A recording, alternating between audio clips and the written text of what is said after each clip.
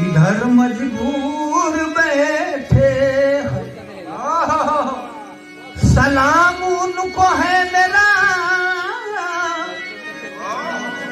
जो हमसे दूर बैठे।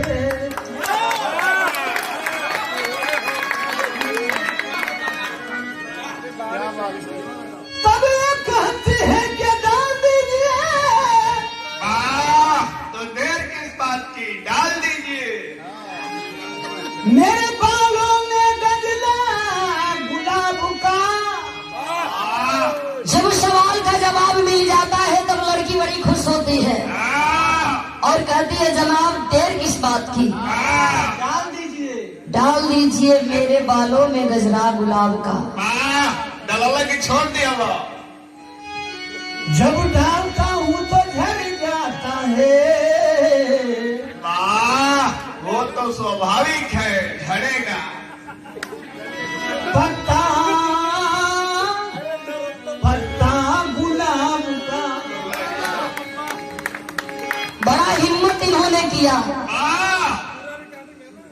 चल लेवन डाले बदे फूल का गजरा ओकरे जूड़ा में लगौलन जैसे वैसे मैं बिखर गई फूल। तो कहे ना प्लास्टिक को ले लिया, प्लास्टिक को।